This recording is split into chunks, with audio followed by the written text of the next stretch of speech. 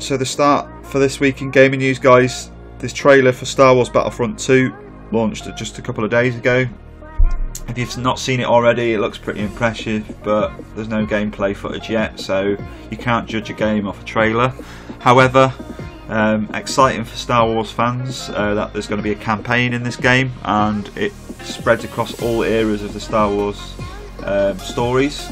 So expect to see several different sort of missions to the game, I would say. However, the game is out on November the 17th worldwide on PlayStation 4, Xbox One and PC.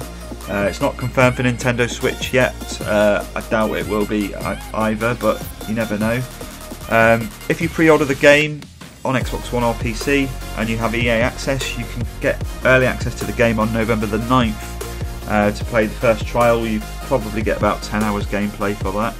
And if you order the deluxe edition, you can get it 3 days early on November the 14th.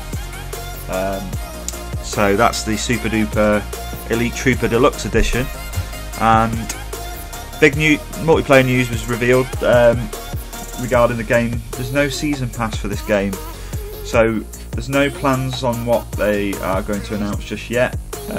Whether there's going to be a premium pass like Battlefield 1, or they're just going to release content for free, or there's going to be paid or unpaid content.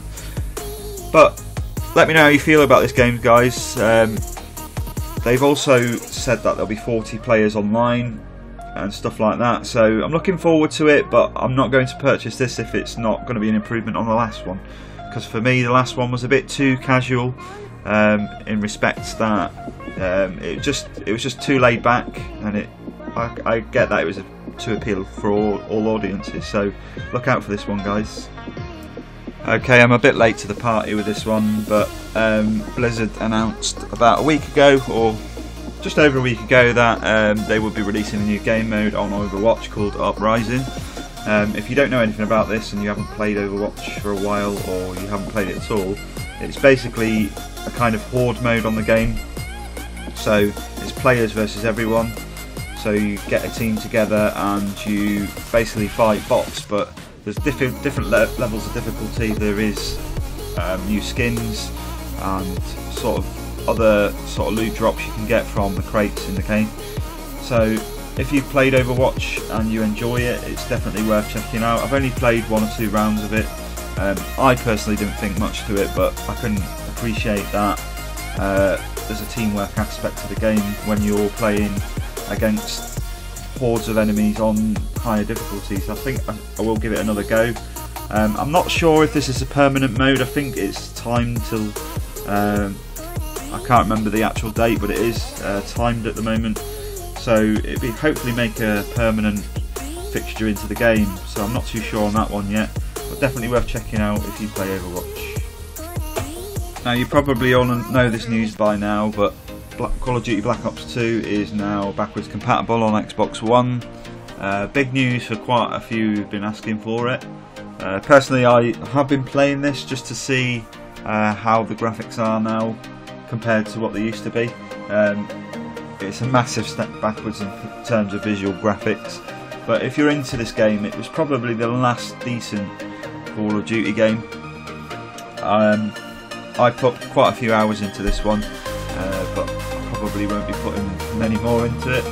But it's now backwards compatible on Xbox One. Obviously you can pick the disc up second hand, or it's $15.99 at the moment on the store. That's a reduction on the normal price of about 20 quid. So it's still got quite a bit of value to this game. There's still quite a few people playing it as well. I went on the other night, there was 70 odd thousand people playing it. Probably just because it had been announced as backwards compatible. The servers are up and down at the moment, so it's definitely worth going back and having a play if you've still got it in your collection. I still enjoy playing the game, but you can see when you play this compared to shooters now how much time's moved on, even in the space of like 3 or 4 years. So yeah, that's the news for this week on backwards compatibility.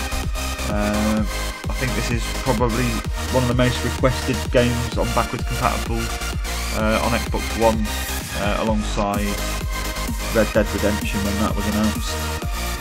everyone went mental for that. But I don't understand the logic behind backwards compatibility really. It is nice to go back and dip into games every now and again that from the past, but really, do we want to be playing games that we were playing 3 or 4 years ago? We want to be playing stuff that is now and in the future, that is looking better. So yeah, it's definitely worth just going back and revisiting for old time's sake. Now if you're on Xbox One, you can get The Walking Dead Season 2, the whole Season 2 for Xbox One for free with Games with Gold. This is open for a good month, so there's no rush if you don't want to grab it today. But definitely worth a download, and if you haven't played the first one, that's definitely worth grabbing as well. I'm not really a massive fan of Telltale games, but the Walking Dead ones are quite special. You also have only till midnight tonight to grab Evolve and Darksiders on Xbox One Games with Gold till midnight tonight, and then they go and expire. Now this is a game that I want to cover briefly, even though it's not out on consoles for a long time, or well, not a long time, but there's no confirmed date for it. This game I have been playing on PC and it's outstanding. If you're into open world games, this is a good one.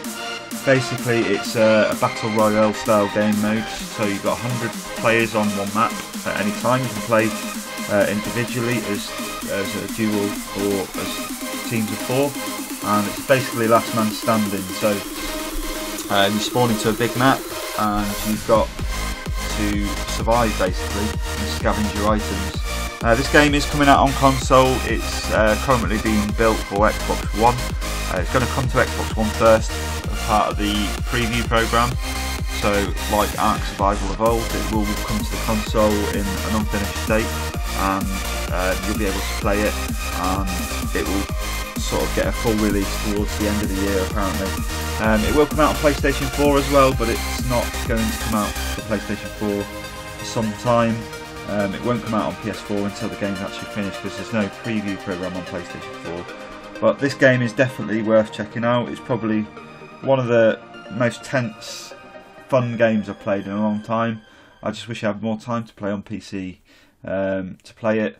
But I'm looking forward to this one coming to consoles, so definitely worth checking out, guys. Okay, I'm not going to talk about this game too much, because I love the game to bits, and I'm sure a lot of people don't. Halo Wars 2, one of my favourite games of the year so far, if not my favourite, has a new leader coming on the 19th of April.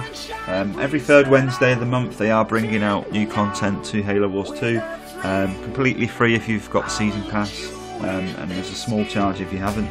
Last month they brought a new leader called Kinsano, which is a fire-based UNSC leader, and this month they are bringing out a banished leader called Colony.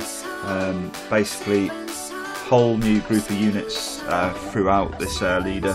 So I'm quite excited to use this new character. If you've not played Halo Wars 2 yet, it's definitely worth a go. There is a demo now on Xbox One.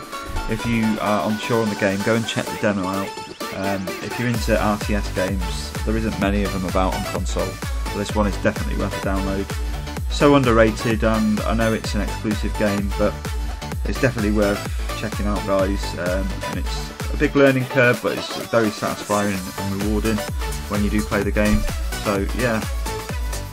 Finally, I just wanted to wrap this video up with some footage of a new game that's coming out on the 21st. You probably recognise this game from PC. It's called Skylines.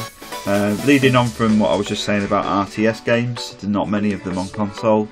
We are evolving on Xbox One with games like this. There's not many of them about. You've got Tropico 5 and Prison Architect, stuff like that, but nothing sort of that's used a mouse and keyboard before has really come to console. And now we've seen Halo Wars 2, which in my opinion uses a controller so well that it's hard to even go back to play it on PC and use mouse and keyboard when you get used to it with a controller. But this one has been totally redesigned to optimise the controller.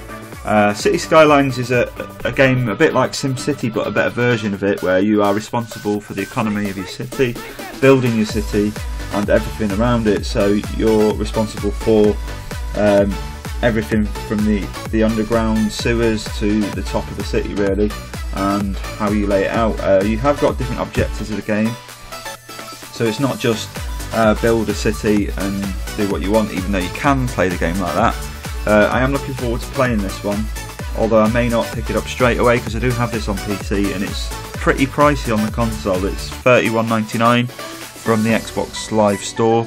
Not quite sure if it's going to be any cheaper as a physical copy of the game, but it's definitely nice to see games like this coming out on console, and it gives me a bit of hope for E3 this year to see maybe some mouse and keyboard support for Xbox One, and going forward we've got the Xbox Scorpio, which I will go into on another video, but it'd be nice to see some sort of link up with Steam or something similar, or a similar sort of background to get games like this on consoles, because it's nice to play these from the comfort of your armchair.